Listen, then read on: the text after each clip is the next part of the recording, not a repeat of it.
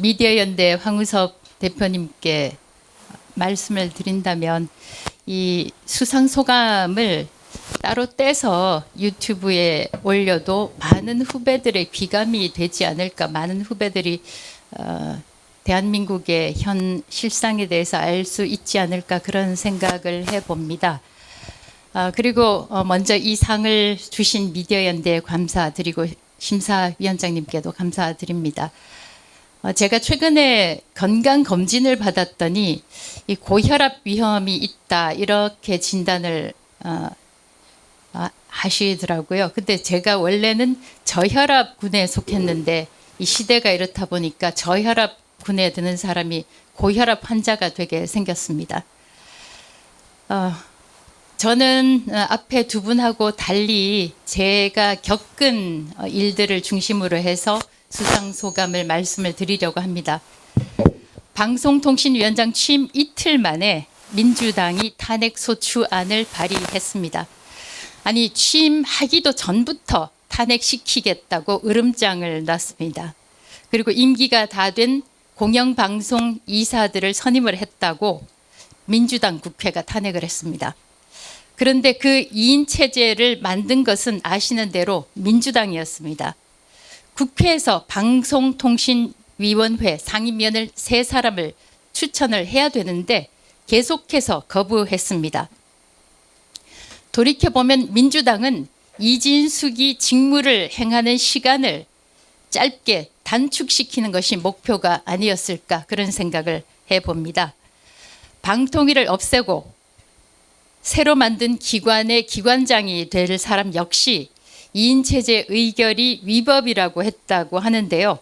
그렇다면 제가 위원장으로 있을 때 의결한 모든 의결 사항을 무효로 만들어야 된다는 이야기입니다. 제가 위원장으로 있을 때 최소한 56건의 안건을 의결을 했습니다. 재난지역 피해 가구 수신료 면제권, 방송통신 결합상품 서비스, 허위, 과장, 기만 광고 관련 이용자 이익 침해 행위에 대한 시정 조치에 관한 건, 공익채널 선정 및 장애인 복지 채널 인정에 관한 건 등 민생에 관한 건들이 대부분입니다. 그런데 민주당 인사들은 공영방송 이 사건과 YTN 민영화 건에 대해서만 위법이라고 목소리를 높이고 있고 기관장이 될 사람도 이에 동조를 하고 있습니다. 앞뒤가 맞지가 않죠. 방송미디어통신위원회가 특정 진영의 편을 들겠다 이렇게 선언하는 거나 마찬가지입니다. 새 기관장으로 지명된 인물은 통진당 해산 청구를 반대했던 인물입니다. 자유민주국가에서 정당을 함부로 해산할 수 있다면 북한과 다르지 않다는 취지의 발언을 했다고 합니다. 좋습니다. 그렇다면 그에게 물어봅니다. 현재 민주당은 국민의힘을 해산하겠다고 하는데 그러면 지금의 대한민국도 북한과 다르지 않다고 비판을 해야 합니다.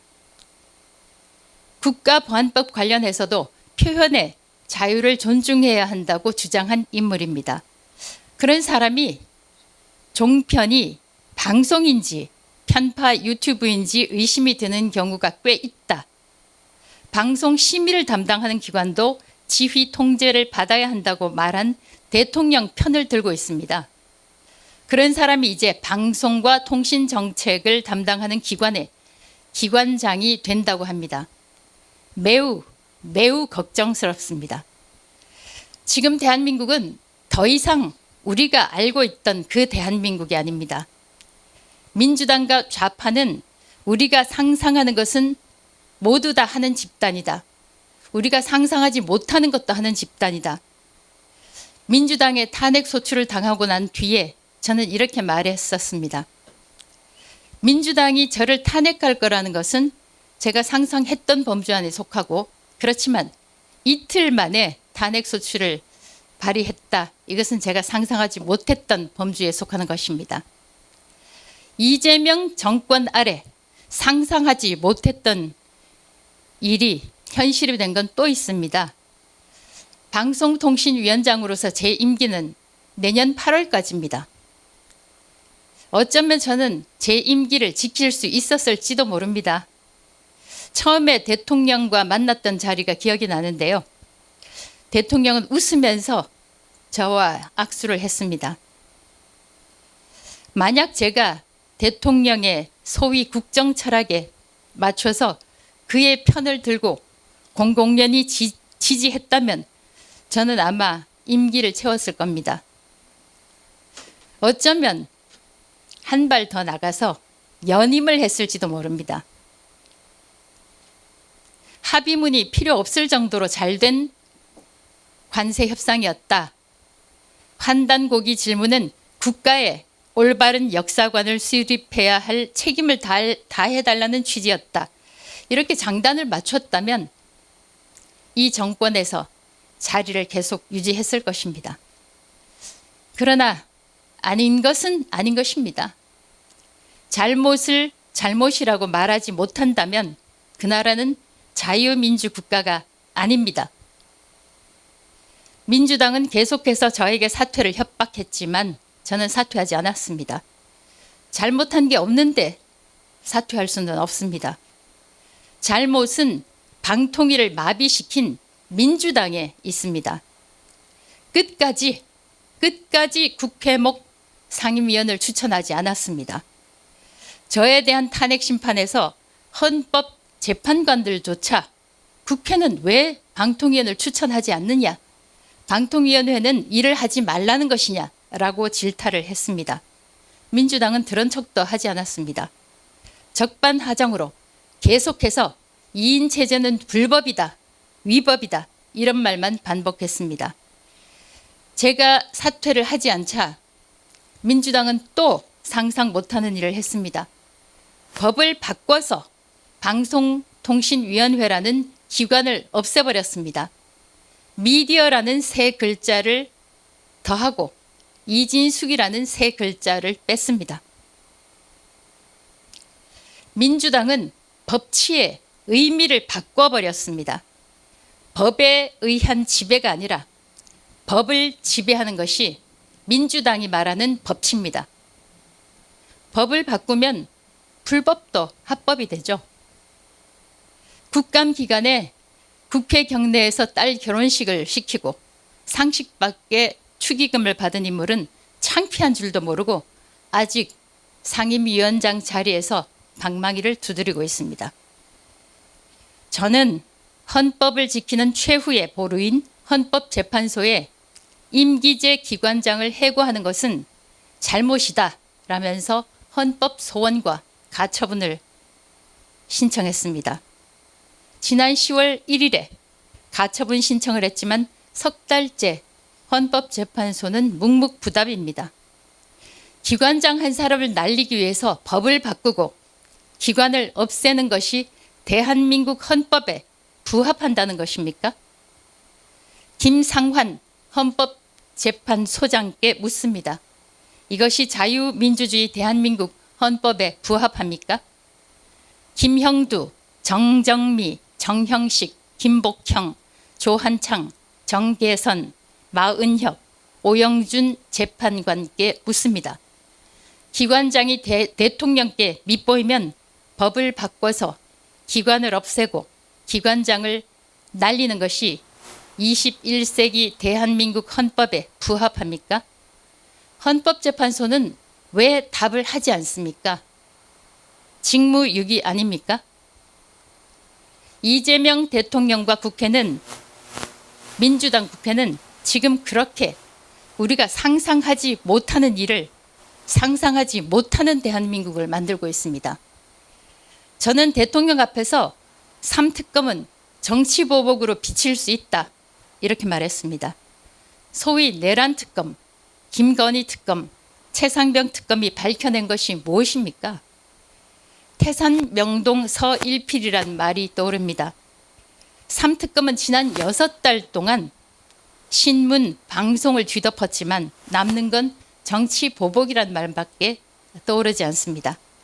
그것도 모자라서 내란 전담 재판부 법 왜곡죄까지 추진하고 있습니다.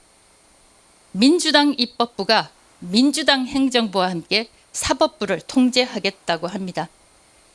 아까 두 분도 말씀하셨지만 대한민국의 삼권 분립은 없어지고 삼권은 해체되려고 합니다. 한 발 더 나아가서 국가보안법까지 폐지하겠다고 합니다. 이것이 우리가 알던 그 대한민국입니까? 상상하지 못한 일 또 한 가지를 말씀을 드릴까요? 이 정권이 얼마나 제가 미웠으면 법을 바꿔서 강제로 면직시킨 다음 날 제게 수갑을 채웠습니다. 저는 경찰이 정말 걱정됩니다. 경찰이 1차 수사권을 독점한다고 하는데 행안부라는 정부 부처의 통제 아래 있는 경찰이 저에게 한 것처럼 수많은 시민들에게 출석 요구서를 남발하고 수갑을 채운다면 그것이 바로 경찰 국가가 아니겠습니까?